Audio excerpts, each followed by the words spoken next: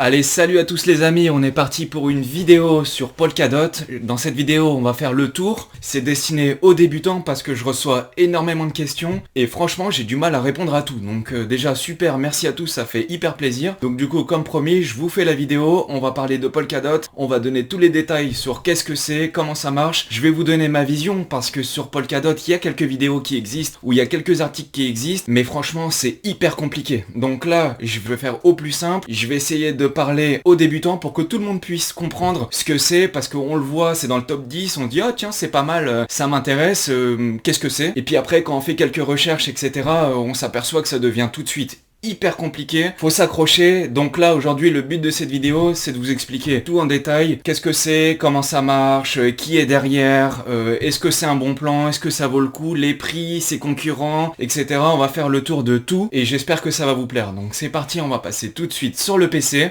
J'ai fait un article hyper complet sur le site polkafrance.fr, le lien il est dans la description, dedans j'ai tout écrit. Si jamais vous avez besoin des précisions, d'avoir le détail de comment ça fonctionne, etc. Ce que je montre à l'écran, je l'ai rédigé et je l'ai publié, donc vous pouvez aller le voir, c'est en haut de la description. Donc Polkadot, je vais vous expliquer ce que c'est. Qu'est-ce que c'est? Polkadot, il faut voir ça un peu dans le monde des crypto-monnaies et de la blockchain, un peu comme un puzzle, et Polkadot, c'est la pièce centrale du puzzle. Je vois ça à peu près comme ça. Pourquoi? Parce que c'est la pièce qui va permettre de relier toutes les blockchains et de faire le lien entre elles. Donc admettons que vous êtes débutant, vous venez de découvrir un peu le monde des crypto-monnaies, vous avez vu ce que c'était le Bitcoin, vous avez vu ce que c'était l'Ethereum, vous commencez à regarder un peu le top 10, donc là on regarde le top 10, et vous voyez, bon là c'est le top 9, mais si on regarde le top 10, on voit qu'il y a, tiens, il y a une crypto, on voit Bitcoin, Ethereum, on voit ADA c'est Cardano, on voit l'USDT, donc c'est un stablecoin, BNB, donc c'est le token de Binance, le DOT, le Ripple, Litecoin et Link. Et là on voit le DOT, on se dit tiens, c'est nouveau, c'est sorti au mois d'août 2020, donc ça fait, au moment où je tourne la vidéo, ça fait 7-8 mois, c'est tout nouveau, le truc il est déjà dans le top 10, tiens c'est bizarre,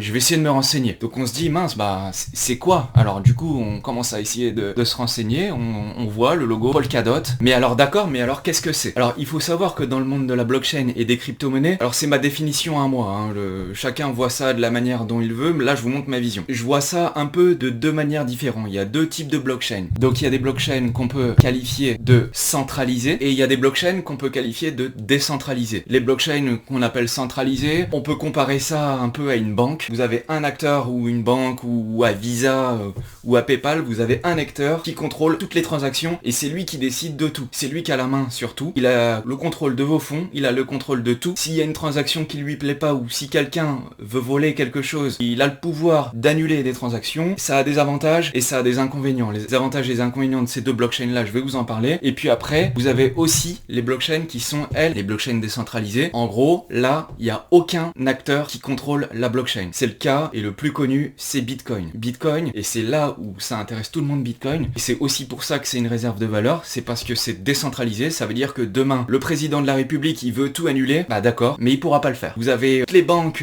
qui décident de se lier entre elles pour attaquer le Bitcoin, alors elles pourront peut-être faire varier un peu le prix, ou même beaucoup le prix, mais elles pourront pas toucher à vos fonds. Vos fonds, demain, il y a une guerre, c'est arrivé dans les années 14-18, si l'État, il décide de bloquer vos comptes bancaires, c'est arrivé il y a quelques années à Chypre ou à Malte, je sais plus, ils ont bloqué les comptes bancaires, en plus, ils font ça souvent en week-end, un samedi ou un dimanche, ils bloquent vos comptes et vous vous retrouvez le lundi avec vos comptes, mais ils ont retiré 10% dessus. Mais là, demain, si vous avez des bitcoins ou si vous avez des petites pièces d'or chez vous, bah là, par contre, personne va pouvoir vous les bloquer. Alors que dans une blockchain ou dans un système qui est centralisé, là, oui, ils peuvent faire ce qu'ils veulent. Donc, l'intérêt des blockchains, c'est ça. Moi, je les vois comme deux blockchains comme ça, différentes. Vous avez l'exemple des blockchains centralisées que je vous ai montré juste avant. Donc, je vous donne deux exemples. C'est par exemple la Binance Chain, donc la BSC. La Binance Chain, c'est super, hein, ça fonctionne à fond. Vous avez des frais de transaction qui sont à quasiment zéro, tout le monde fonce dessus, d'accord c'est bien, mais il y a 8 validateurs au moment où je vous parle. Donc le truc, il est full centralisé. C'est CZ qui décide de vie ou de mort de vos fonds. CZ, c'est le patron de Binance. Hein. Binance, c'est le plus gros exchange qui existe, c'est le numéro 1 mondial d'échange de crypto-monnaies. Vous avez la même chose sur Ripple, qui lui, Ripple, il est plutôt dans le secteur professionnel, mais c'est pareil. C'est full centralisé, il fait ce qu'il veut, il décide,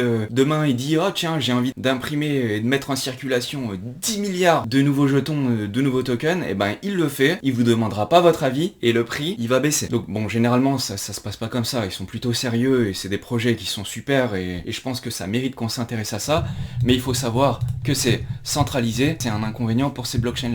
Et puis après, vous avez les blockchains qui sont décentralisées. La plus décentralisée, comme je vous disais, c'est Bitcoin, et c'est pour ça que c'est une réserve de valeur et c'est pour ça que tout le monde va dessus, mais vous en avez d'autres. Et vous avez par exemple l'Ethereum, qui est la plus grosse. Aujourd'hui, elle est décentralisée, bien que vous avez les plus gros détenteurs de portefeuille, c'est ceux qui l'avaient créé à l'origine, mais aujourd'hui c'est décentralisé. Il y a eu des débats dans le passé, je rentre pas dans le détail, mais c'est des blockchains qui sont donc décentralisées. L'avantage c'est la sécurité, personne ne va pouvoir toucher à vos fonds, mais par contre, il y a des inconvénients, et les inconvénients, c'est les problèmes de lenteur. Donc aujourd'hui, si vous faites une transaction sur Bitcoin, vous envoyez un Bitcoin à votre ami, ça peut mettre 30 minutes avant d'arriver. Alors 30 minutes c'est rapide, hein, contrairement à un virement bancaire, c'est décentralisé donc c'est super, mais par contre c'est hyper long. Et puis vous avez un deuxième problème sur ces blockchains là, c'est les frais de transaction. La blockchain Ethereum elle est décentralisée, mais il y a des frais de transaction qui sont énormes et qui augmentent avec le temps, et parce que c'est congestionné. Et puis il y a de monde qui utilise ces blockchains là, et plus elle va être congestionnée. Donc c'est ça les inconvénients et la différence entre ces deux types de blockchains là. Ok, mais alors Polkadot lui se situe où par rapport à tout ça? Alors il faut savoir que Polkadot lui il va se situer plutôt dans le côté de droite, c'est-à-dire que c'est une blockchain qui est décentralisée parce que là vous avez plein de validateurs. Tout le système des validateurs, on va voir ça dans la suite. L'objectif numéro 1 de Polkadot, c'est qu'aujourd'hui le monde des blockchains et des crypto-monnaies il fonctionne en silo, c'est-à-dire que vous avez Bitcoin qui fonctionnera que sur Bitcoin, vous pouvez faire que des échanges de Bitcoin et c'est tout. Et vous avez Ethereum où là ils développent énormément de projets sur Ethereum et c'est génial, hein. Franchement ce qu'ils font c'est absolument incroyable, mais ça fonctionne en silo. Donc tout ce qui est Ethereum, ça reste dans le réseau Ethereum et ça communique pas entre eux. Donc si vous avez Ethereum d'un côté et Bitcoin de l'autre, le problème c'est que ça communique pas. Et Polkadot, ça va régler ce problème-là. Pour ça qu'on appelle ça Polkadot un réseau qui va être cross-chain et qui va pouvoir permettre de créer des ponts, on appelle des bridges, entre les différentes blockchains et qui va permettre de communiquer, d'échanger des données entre différentes blockchains. Et ça c'est super. Et ça va permettre à Ethereum de se développer encore plus et de se connecter aux autres projets des autres blockchains, parce que vous avez Ethereum, c'est super, il y a énormément de choses dessus, mais vous pouvez avoir des excellents projets mais qui sont sur d'autres blockchains et qui peuvent pas communiquer entre les deux. Donc Polkadot c'est ça. Polkadot ça va créer un lien entre toutes les blockchains et Polkadot elle se place, elle se positionne comme un acteur central qui va relier tous les autres projets grâce à ce qu'on appelle des bridges. Bridge en anglais c'est un pont. Et c'est pour ça que je vous montrais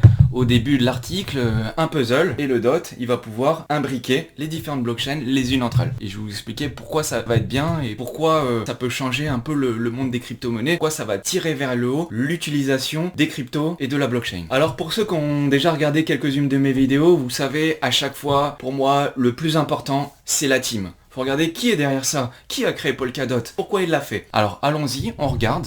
Je défile l'article parce que je l'ai écrit, c'est moi qui l'ai rédigé, donc je le trouve assez complet et je m'appuie dessus pour vous présenter ça. Donc le fondateur de Polkadot, il s'appelle Gavin Wood. Gavin Wood c'est qui? C'est le king. Bon, c'est une blague, je dis ça parce que franchement c'est un génie, vous allez comprendre tout de suite pourquoi. Donc il faut savoir que Gavin Wood, c'est le cofondateur d'Ethereum. Donc déjà il était là au début du monde des crypto-monnaies, il a créé avec Vitalik Buterin et avec d'autres personnes Ethereum il y a déjà un moment, il y a plus de 5-6 ans. Ethereum il a révolutionné complètement la crypto et la blockchain et franchement il a fait un travail impressionnant. Donc Gavin Wood, vous le voyez à l'écran, c'est lui. Alors qui c'est? Donc je viens de vous expliquer, c'est le cofondateur d'Ethereum il y a un moment, mais il est parti. Il est parti d'Ethereum, alors il avait ses raisons personnelles, à un certain moment du projet, entre tous les cofondateurs, et donc je les ai listés, hein, les cofondateurs, ils étaient 6 au total.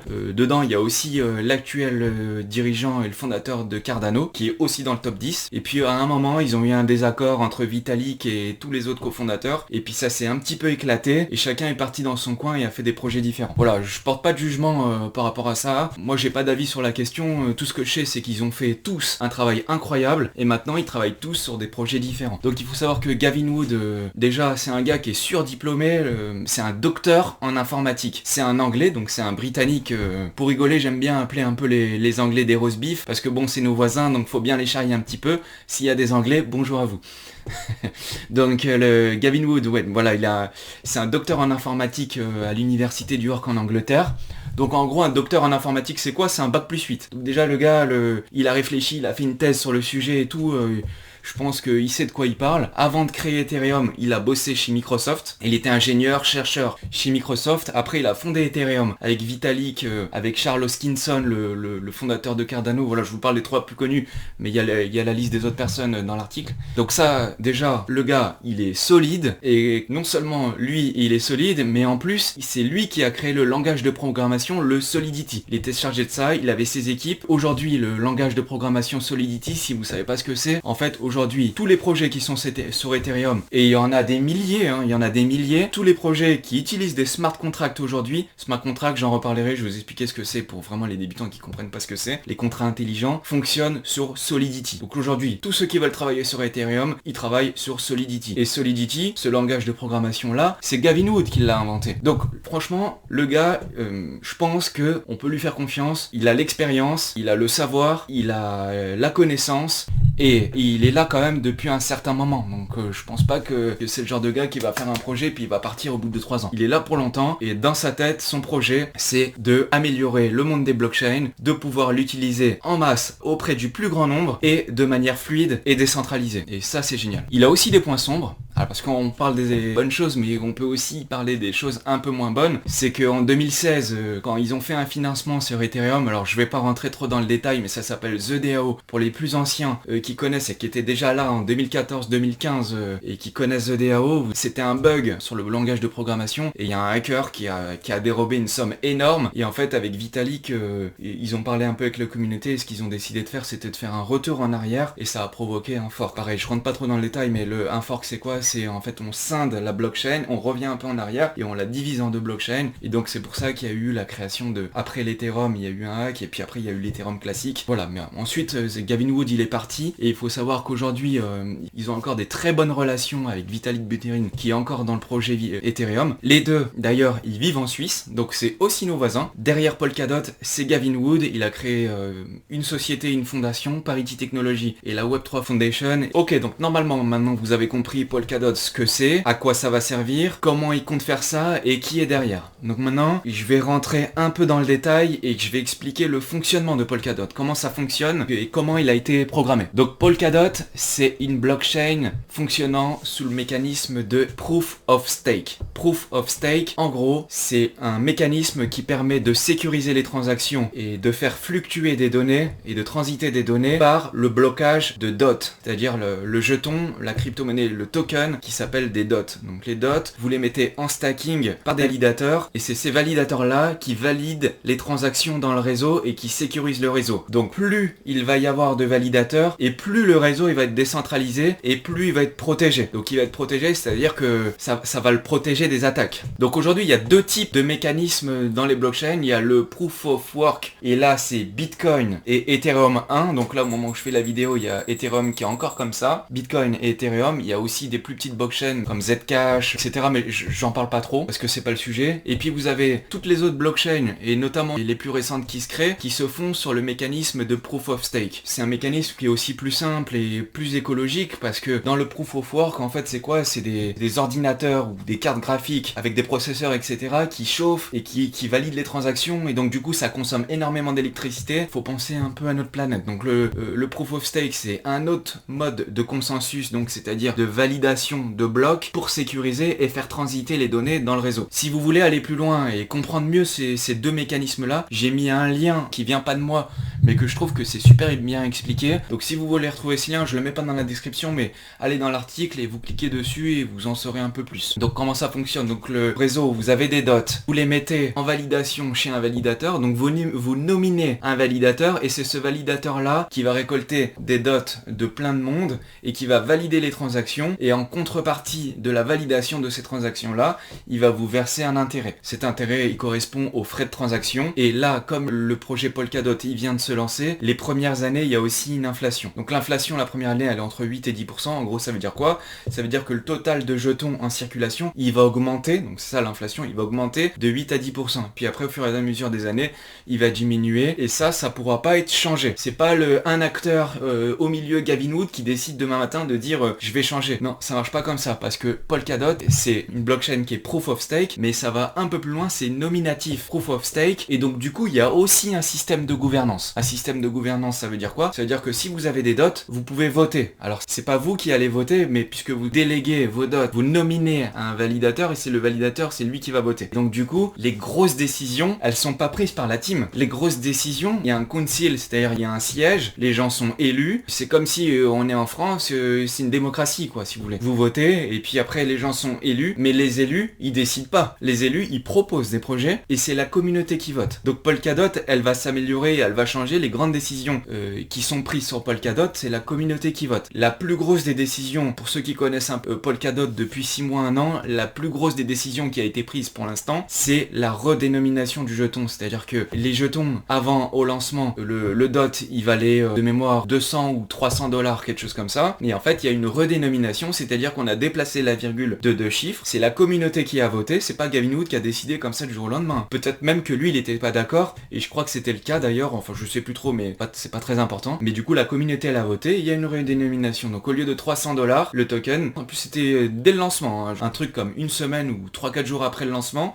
sur les exchanges comme Binance, Kraken, etc. Le token, il valait, donc le jeton, il valait 300 $, et puis ils l'ont renommé, et quelques jours après, ils ont fait la redénomination, et puis maintenant il vaut 3 $. Enfin, après, il a valu 3 $. Non, aujourd'hui, il en vaut 30, mais c'est un autre sujet, c'est parce qu'il a fait un x10, mais on parlera des prix après. Donc les décisions, elles sont prises par un vote, grâce à un système de gouvernance, et donc la blockchain Polkadot, elle va pouvoir résoudre 4 grandes questions principales. Ces 4 questions-là principales, c'est la scalabilité, parce que Polkadot, c'est une blockchain évolutive. On va le voir juste dans l'illustration juste d'après. C'est une blockchain qui est évolutive, parce que si vous voulez, vous avez la blockchain centrale, et tout autour vient transiter d'autres blockchains parallèles. Elle est évolutive. S'il faut l'agrandir, ils peuvent l'agrandir, ça va rien changer au réseau, mais par contre, elle va pouvoir scaler avec le temps. Si demain il y a des milliards de personnes qui veulent l'utiliser, ça sera possible. Aujourd'hui, le problème des blockchains qui sont décentralisées comme Bitcoin ou Ethereum, c'est ça, c'est la scalabilité, et Polkadot, ça permet de résoudre ce premier problème. La sécurité, je viens d'en parler par le nombre de validateurs, donc ça vous avez compris. Le token, donc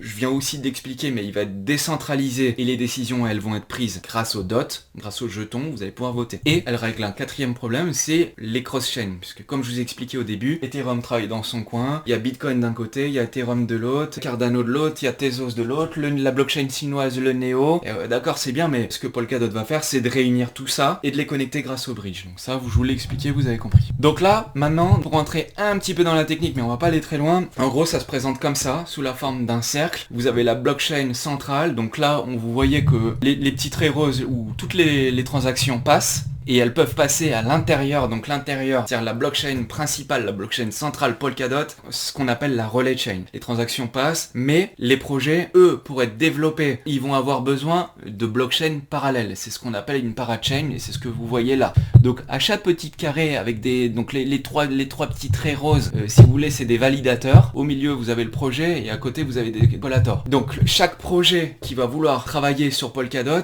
il va devoir le faire sur des blockchains parallèles. Ça, c'est volontaire. C'est fait pour que la blockchain principale ne soit pas encombrée. Et pour que quand vous allez faire des transactions, vous appuyez sur un bouton, 5 secondes après, c'est fait. C'est ça le but. C'est pour ça qu'ils ont créé une architecture tout autour d'une blockchain principale, comme vous pouvez le voir là sur l'écran. Chaque parachain, chaque slot de parachain va accueillir un projet. Les parachains, ils vont être financés par des ventes aux enchères, tout ça, c'est grâce au DOT et tout. Je rentre pas dans le détail parce que là, j'ai fait une vidéo qui dure 18 minutes et j'explique toutes les parachains, comment ça fonctionne, avec comment on peut profiter des bons plans, est-ce qu'on veut participer au financement et tout. Ça, je vous mets le lien dans la description si ça vous intéresse. Voilà, vous avez la blockchain centrale où il n'y aura pas de projet à l'intérieur, c'est vraiment pour les transactions, pour permettre aux développeurs de coder et de s'installer dessus, etc. Et puis à côté, vous allez avoir les parachains et vous allez avoir un 3e système, mais au jour où je fais la vidéo, il n'y a même pas une ligne de code qui a été codée par rapport à ça. C'est ce qu'on appelle un parathread. En gros, c'est quoi? C'est un peu comme une parachain. Sauf que, en gros, vous allez avoir un réseau, mais dedans, vous allez avoir plusieurs projets. C'est bien si vous avez des petits projets, ou si certaines veulent tester d'abord sur une parathread avant d'aller sur des parachains, parce que ça coûte très cher de participer aux ventes aux enchères, il faut lever beaucoup de dots, et donc il va falloir financer tout ça. Et donc en fait, là, vous allez avoir un système de paye at you go, c'est-à-dire que vous payez pour utiliser cette partie de la blockchain. Donc en fait, si je fais une analogie et si on devait comparer, demain si vous avez envie de faire un site internet, vous avez besoin de payer un réseau, je sais pas moi, sur OVS, OVH ou ce que vous voulez, là vous avez deux types de serveurs, vous avez des serveurs mutualisés, donc en gros ça correspond là au paratrade, et puis vous pouvez avoir des serveurs dédiés, et là du coup vous avez un serveur pour vous, pour votre projet. Donc là, la blockchain Polkadot, c'est exactement la même chose, c'est exactement pareil, ça fonctionne comme ça. Et puis le troisième point, donc j'en parlais au début, c'est le fameux bridge, où là vous avez votre projet et le bridge qui vient se greffer aux autres blockchains. Donc il va venir se greffer à Ethereum, il va venir se greffer à Bitcoin, il va venir se greffer à tout ça. Donc là vous allez pouvoir avoir le flux qui commence à passer entre différentes blockchains, et ça c'est génial. Voilà, donc tout ça je pense que vous avez compris. S'il y a un truc que vous comprenez pas, ou même si je dis une approximation et que je me trompe, ça peut arriver, dans ce cas là dites-le moi dans les commentaires. Franchement si je me trompe, c'est déjà arrivé dans une vidéo, je le mettrai en épinglé, mais logiquement j'ai étudié pas mal le truc et je pense que je devrais être proche de la vérité. S'il y a des codeurs, des développeurs qui se rendent compte que je me trompe, dites-le moi et je corrige. Alors là, je vais vous expliquer quelque chose qui je l'ai vu nulle part et je pense que c'est intéressant quand même. C'est, vous avez vu le logo Polkadot et tout ce qui est Polkadot, à chaque fois c'est rose, Polkadot c'est rose, le logo il y a un petit point rose, c'est tout rond, c'est assez designé, et en fait le Polkadot, ils sont inspirés d'une artiste japonaise, alors c'est une dame, qui s'appelle Yayoi Kusama Kyuzama, bah comment vous dites, moi je dis, peut-être en japonais on dira ça Kusama, et c'est une artiste qui travaille dans le domaine du pop art et de l'art abstrait, etc. Et c'est pour ça que vous avez un design peut-être qu'on pourrait estimer d'un peu mystique sur Polkadot, mais ils se sont inspirés de cet artiste là et ils ont même donné le nom de Kusama au réseau, justement au réseau Kusama, le petit frère de Polkadot, qui est la blockchain test de Polkadot, où tous les projets ils codent d'abord sur Kusama avant de pouvoir coder sur Polkadot pour être sûr que ça fonctionne bien et que quand on est sur Polkadot ça fonctionne et qu'il n'y a aucun bug. Comme ça les utilisateurs peuvent avoir confiance en la blockchain, ils peuvent utiliser Polkadot les yeux fermés, quoi, c'est ça l'objectif. Alors d'accord, tout ça je commence à comprendre, mais est-ce que ça peut vraiment révolutionner ou est-ce que je me fais des idées? Bah franchement, ouais, moi je pense que oui, ça peut révolutionner. Puis je vais vous donner deux exemples de pourquoi ça peut révolutionner un peu le système des crypto-monnaies, de la blockchain et tous les projets qui sont développés. C'est que si vous regardez dans le passé par exemple, si vous aviez chez vous, vous avez internet. Je sais pas, vous avez donc c'est ce que j'écris dans l'article, vous avez internet, vous avez une box Bouygues Télécom, et bah Bouygues Télécom il va vous dire d'accord, c'est très bien, mais vous allez pouvoir aller que sur les sites qui sont sur les serveurs de Bouygues Télécom. Voilà, en gros c'est un peu, on peut comparer ça un peu à un intranet. Intranet, si vous avez connu,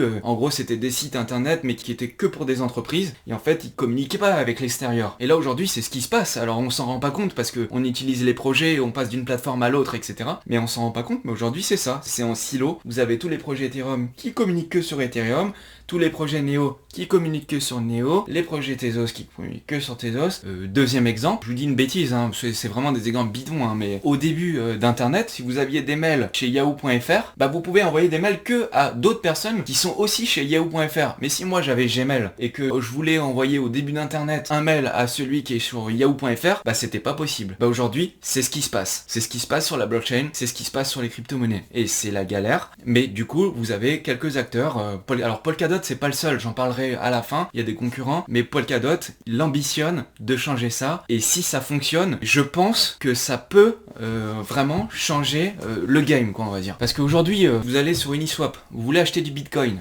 Donc Uniswap, c'est un DEX, c'est-à-dire que c'est une plateforme d'échange de crypto-monnaies mais qui est décentralisée. Ça n'a rien à voir avec Binance, Kraken, toutes ces plateformes-là où là c'est full centralisé, vous détenez rien du tout, vous avez même pas votre clé privée. Mais si vous allez sur Uniswap ou sur OneInch, ça c'est des projets ou Balancer qui sont sur Ethereum. Aujourd'hui, vous voulez acheter du Bitcoin, c'est pas possible. Vous êtes obligé d'acheter un dérivé de Bitcoin qui s'appelle du WBTC. Donc c'est un wrapped Bitcoin. En vrai, c'est quoi? C'est une enveloppe. Donc c'est un Bitcoin qui existe vraiment, hein, c'est un Bitcoin, mais qui est enveloppé avec de l'Ethereum. Donc ça, je pense que c'est une hérésie. Un truc comme ça, ça doit changer. Je pense que c'est pas normal qu'on achète un wrapped Bitcoin pour avoir du Bitcoin. Franchement, si vous voulez du Bitcoin, achetez un vrai Bitcoin et au moins vous prendrez pas le risque du wrapped Bitcoin pour avoir du Bitcoin, parce que si demain il y a un problème sur Ethereum, je pense qu'il y aura jamais de problème en vrai, mais si demain il y a un problème, juste sur ce réseau-là Ethereum, ben en fait juste le fait qu'il soit encapsulé dans Ethereum, ça peut vous causer un problème pour les récupérer. Donc ça vous fait prendre un risque supplémentaire qui est pas rémunéré, et ça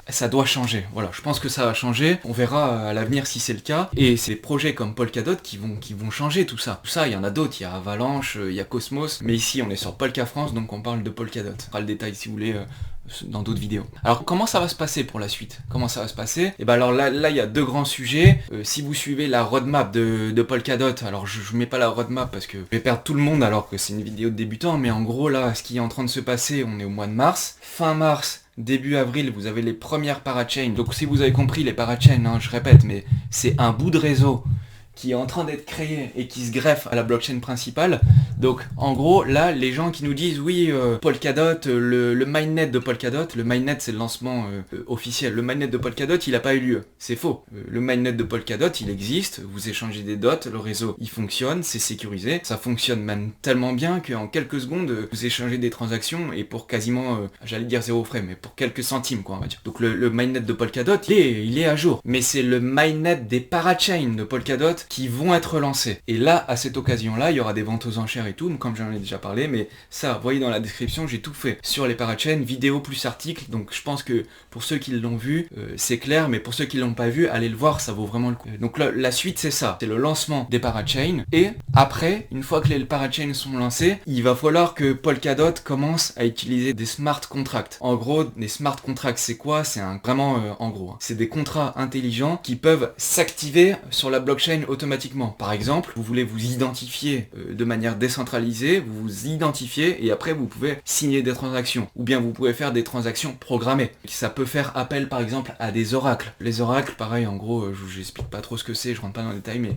les oracles, c'est ce qui permet d'aller actualiser les prix et d'aller chercher des données en dehors de la blockchain. Par exemple, le truc bidon, mais vous voulez aller chercher le prix du Nasdaq, et ben l'oracle, il va ramener sur la blockchain le prix du Nasdaq et le smart contract qui va pouvoir activer, par exemple, je dis une bêtise, mais activer un ordre, par exemple vous dites si le Nasdaq, alors je sais pas combien ça cote le Nasdaq, mais ou le S&P 500 il est à 3000$, s'il passe à 3001$, j'active la transaction. Un smart contract c'est ça n'existe pas encore, ça va être codé, il y a plusieurs projets qui sont en train de le coder, comme par exemple Moonbeam ou Edgeware, et là ces projets là, ils vont commencer à mettre en place ces smart contracts là, et ces projets là, ils vont être à suivre de très près, parce que vous allez pouvoir activer des smart contracts sur Polkadot, mais vous allez aussi pouvoir utiliser ces smart contracts là sur Ethereum, sur Neo, sur Tezos, partout. Ils vont être full compatibles, ils vont pouvoir être compatibles à toutes les blockchains. Donc ça va permettre d'avoir des utilisations qui sont interconnectées cross-chain et avoir des activations de commandes et des activations de transactions spécifiques et plus rapides. J'espère que c'est clair, hein, c'est pas évident à expliquer. Voilà, donc là logiquement je pense que vous devriez avoir compris comment ça fonctionne. Maintenant pour parler du prix, parce que j'ai quasiment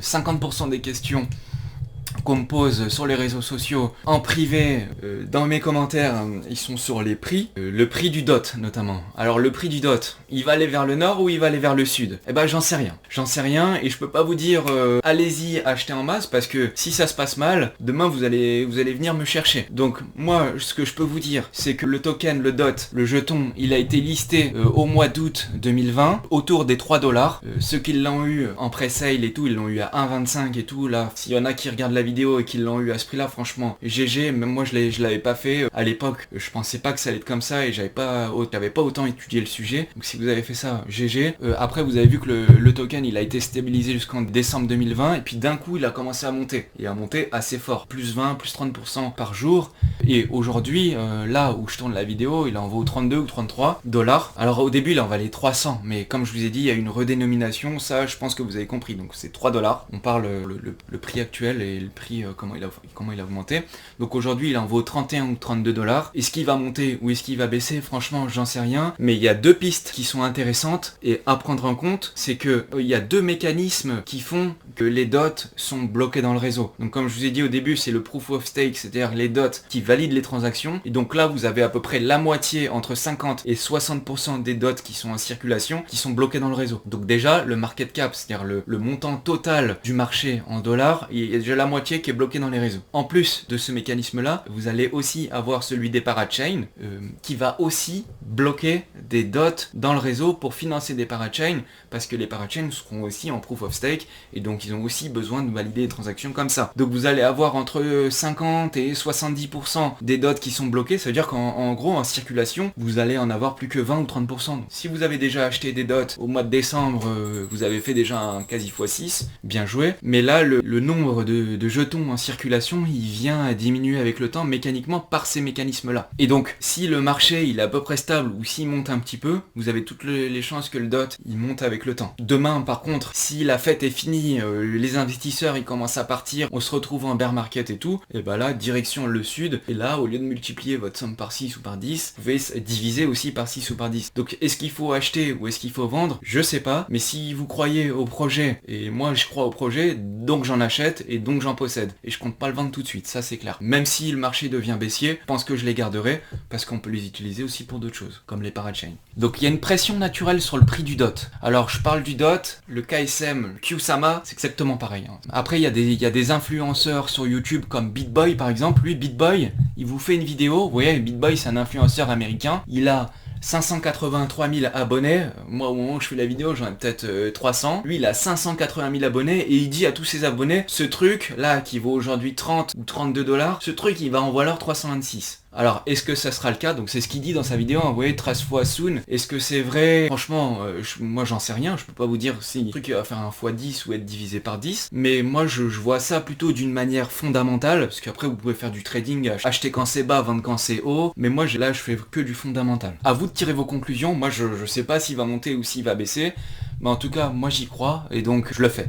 Certains parlent de Polkadot, donc comme je vous disais pour relier différentes blockchains, certains parlent d'internet des blockchains. C'est pour ça que tout à l'heure je faisais le parallèle avec intranet, internet, les mails et tout. Bah Polkadot c'est ça, il va permettre de connecter tout ça. Il y a pas mal de personnes qui appellent ça l'internet des blockchains. Donc Polkadot c'est ça. Il a des concurrents aussi, Polkadot. C'est pas le seul qui va faire ça. Il y en a d'autres comme Avalanche. Avalanche, très gros projet. Hein. Avalanche va permettre de faire ça et Cosmos va permettre de faire ça aussi. Alors là je vais pas rentrer dans le détail de comment fonctionne Avalanche et comment fonctionne Cosmos parce que déjà la vidéo est longue et donc là ça pourrait durer 5 heures. Et puis j'ai pas toutes les connaissances sur Avalanche ni sur Cosmos. Par contre, ce que je peux vous dire, c'est que si on regarde la qualité de la team, Gavin Wood qui est à la manœuvre, il a prouvé son talent, il savait s'adapter même dans les moments difficiles où il y a eu des hacks et tout. Donc pour moi, je pense que la team Polkadot, elle est devant, franchement, juste pour Gavin Wood, le gars, il est au sommet, quoi. Je respecte beaucoup le travail qu'il fait et je pense que juste lui qui tire le projet, c'est énorme. Vous avez ça, mais vous avez aussi autre chose. Vous avez aussi la masse des développeurs qui sont en train de migrer sur Polkadot. C'est-à-dire qu'aujourd'hui, vous avez plein de gens qui codent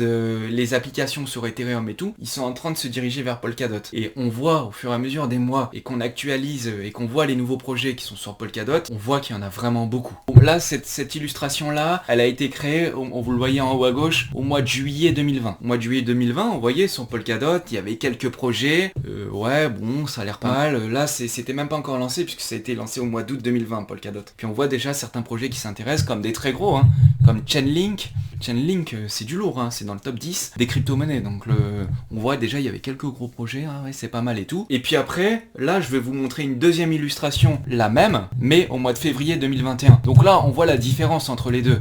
Vous voyez, il y a eu tellement de nouveaux projets qu'on n'arrive même plus à lire. Donc, les projets, ils se développent en masse sur Polkadot. Vous avez pas mal de projets qui sont sur Ethereum, qui sont en train d'arriver sur Polkadot, parce qu'ils ont vu qu'ils allaient pouvoir se connecter à d'autres blockchains. Vous allez avoir une DeFi. DeFi, pour les débutants, je ferai du détail plus tard, mais c'est la finance décentralisée. Vous allez pouvoir avoir une finance décentralisée qui devient extrêmement agile avec Akala. J'ai fait des vidéos, regardez, il y a plein de trucs sur la chaîne, mais il y a plein de projets qui se développent, et il y en a tellement qui arrivent que j'ai l'impression que je vais avoir du mal à faire une vidéo pour présenter tout ça tellement qu'il y en a. Mais vous voyez, entre le mois de juillet 2020 et le mois de février 2021, la différence de tous les nouveaux projets qu'il y a sur Polkadot, c'est assez impressionnant. Donc pourquoi je pense que Polkadot il peut fonctionner par rapport à des concurrents, donc par la team, par les développeurs qui arrivent en masse sur Polkadot et par la sécurité et la validation des transactions, comme je l'ai expliqué, par l'intermédiaire de la scalabilité, donc par l'intermédiaire des parachains et par l'intermédiaire des validateurs qui valident les transactions et qui sécurisent le réseau. Pour ces 3 raisons-là, je pense que Polkadot, il peut tirer largement son épingle du jeu, et c'est pour ça que j'ai créé tout ça, que j'ai fait une chaîne et tout ça, parce que j'y crois. Mais si demain, ils annoncent quelque chose qui est mauvais, que j'y crois plus ou quoi que ce soit, croyez-moi, je serai le premier à le dire. Mais en tout cas, pour l'instant, j'y crois.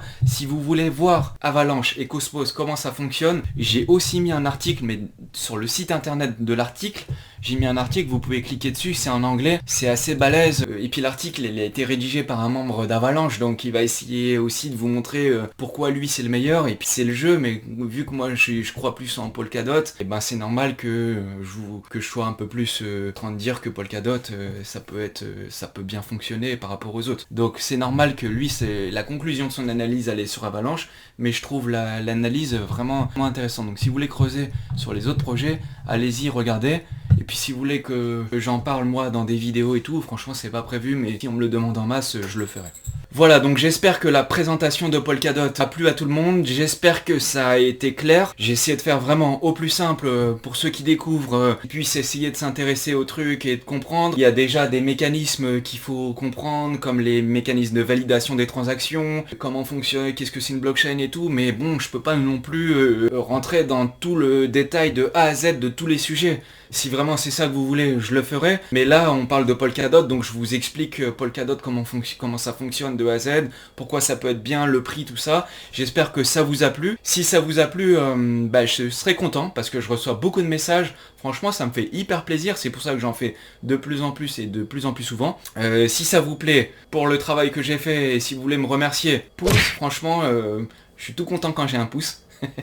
Et puis si vous avez des questions, allez-y, mettez des questions en commentaire. En général, je réponds à tout, sauf si demain j'en ai 2000 qui arrivent en 30 minutes. Bon, là évidemment, je vais peut-être mettre du temps à vous répondre, mais franchement, je réponds à tout. Si vous avez des questions, s'il y a une approximation que j'ai donnée, ou si j'ai mal expliqué quelque chose, ou si vous avez besoin de détails sur autre chose, allez-y, demandez-moi, je suis là pour ça, et ça me fait plaisir en plus de faire ça. Donc j'espère que tout vous a plu.